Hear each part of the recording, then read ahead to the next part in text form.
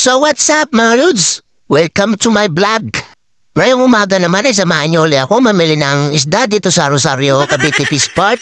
Pagkapasok ko nga lang pala ng Pandawan na mayroon natad sa ating humila. Magaganda daw ang kanilang hilupin. So tara, samahan niyo ako, titingnan nga natin. Dito nga pala tayo una ang pumasok sa Market 1. So iikutin muna natin bago tayo mamili ng isda. At eto, nahagip sa video natin si Buitato. Napakaganda ng kanyang ngiti. Nandito nga pala tayo sa pwesto ni Casey sa mga namimili ng galunggong. At ito si pare, papago-pago pa para na naman Kristo sa sabungan. Bago nga pala ako dito umikot mga lods, bumili na ako ng bangos. At nagbabayad na nga tayo. At ito nga si pare, kalalaking tao, minamarites pa tayo. At ito, nahagip nga rin pala ang ating tropa na si paring Nap.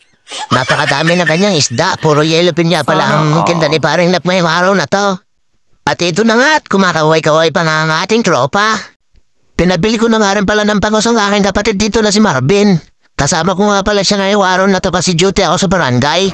Kaya ako nga pala siya sinama mga lods para kami mabilis makauwi. At ayan yung nabili niya na dagupan na bangos. Alauna nga pala ng madaling araw nandito na kami sa Rosario, Cavite Fish Park. Nagpaalam lang kasi ako sa aming TPT na si Boss Arnold Sierra. Kailangan ko nga pala dito makabalik na mong alas 4 kasi magta-traffic pa kami sa paradahan. Kaya kailangan dito ibilis-bilisan na natin ang pamilya para tayo makauwi ng maaga. At eto, napadaan din tayo sa ating tropa na si Paring Bal. Ang dami din ang kanyang yellowfin at saka bangos. Hindi nga pala tayo makakapilingin kay Paring Bal kasi medyo maliliit ang kanyang bangos at yellowfin.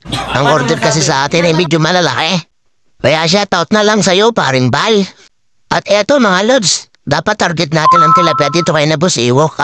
Kaso medyo mahal pa kasi medyo maaga pa. Kaya dilipat muna tayo, punta muna tayo ng Market 2. At yan na nga, nadaanan natin ang mga tropang mga kumakaway-kaway. Yan nga pala yung ating mga fans, mga Lods. So tara, samahan niyo naman akong tingnan ng isda dito sa Market 2. Kaya napakadaming tilapia, umaapaw. So samahan niyo muna ako, balikan na lang natin yung tilapia. Mamaya-maya tayo bibili. Ikutin muna natin itong Market 2. Tingnan muna natin ang mga isda kung ano-ano dito mga Lods. At eto, napakadaming galunggong, matambaka, lumahan, dalagang bukid. So pare-parehas na lang pala ang isda dito mga Lods. Depende na lang kung kanino tayo makakatawad. Kung saan tayo makakatawad, doon tayo bibili. Pare-parehas nga lang pala ang presyon dito ng mga isda. So parang nag-usap-usap ang mga tindera-tindero dito. Marami nga palang isda ang Salinas Fish Port ngayon mga Lods. Kaso kakonti ang mga namimili dahil sa napapalitan na oil spill.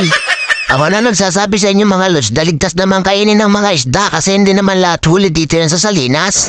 Katulad lang ng hipon na to, yan ay cultured nga pala mga Lods, yan ay ipispan nga pala kaya paano yan magkaka-oil spill.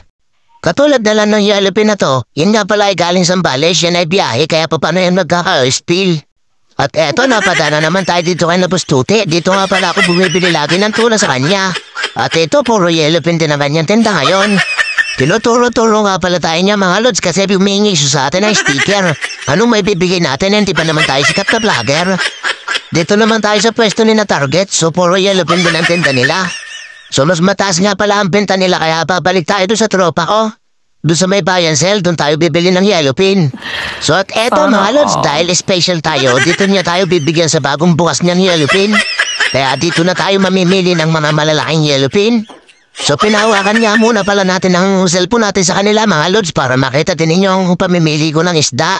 Siyempre sa kakilala natin pahawakan yung ating cellphone. Mamaya is not sure yung pahawakan natin, baka biglang itakas yung ating cellphone. Kaya nga pala dito ako bumili mga Lods kasi zipper yung kanilang yellowfin. Dalawang klase kasi ang yellowfin mga Lods. Isang makinis tsaka isang may guwit-guwit. Yun yung tinatawag na zipper, may guwit-guwit. Yun yung pinipili natin para pag in-slice na mapula ang laman. At eto na nga, kitang-kita naman sa camera kung gano'ng kaganda ang yellowfin nila. Ang tips ko nga pala sa inyo mga Lods, kung kayo magtitinda, huwag kayong kukuha ng mapupula ang pisngi ng mga isda. Saka ang piliin nyo yung mga makikinang saka maatitigas para hindi mahirap siyang islicein.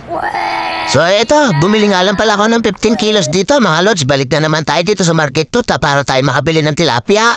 Bumili nga lang pala tayo dito ng 22 kilos na tilapia dito sa tropa natin. Tapos babalik ulit tayo dito sa Bayan Set malapit sa may gate. Medyo mababa kasi galunggong sa kanila kaya bumalik tayo dito sa Bayan Cell dito malapit sa may gate. Kaso si parang Onyok, tinatawaran na galit pa. Hindi ko na nga pala ipinakita lahat ng pinamili ko mga lods kasi tatanghaliin na ako. At eto, pagkalabas pa nga lang pala natin sa barangay, meron na agad umorder na 3 bangos. At bubulisin niya agad nga pala natin yan mga lods. Nag-message nga lang pala to kay Marisa, yung 3 bangos na umorder. Kaya bubulisin agad natin para tayo ay may binamano na.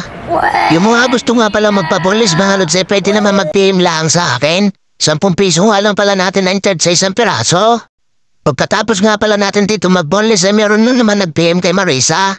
Umorder na naman siya ng 1 kilong pusit kaya titimbangan muna natin. Tigil muna natin ang ating pagbuboneless. Ibig sabihin lang nito mga lods, so maganda-ganda ang binamano natin ngayon. May get 1,000 agad ang binamano natin. Yung binoboneless ko nga pala na 3 pirasong bangos ay 750 ang halaga, no? Kasi malalaki, kulang-kulang 1 kilo nga pala ang isa. Jumbo nga pala yon. Tapos ang pusit nga pala natin ay 260 ang 1 kilo. Kaya may get 1,000 ang ating binamano. So pagkatimbang nga pala natin ang pusit ay pinadala ko muna kay Marisa yung bamos. Ipinadeliver ko muna sa kanya. Naglalakad nga lang pala siya pag nagde-deliver mga lods. Habang iniintay ko nga pala ang pagbabalik ni Marisa ay nag-display muna ako ng isda.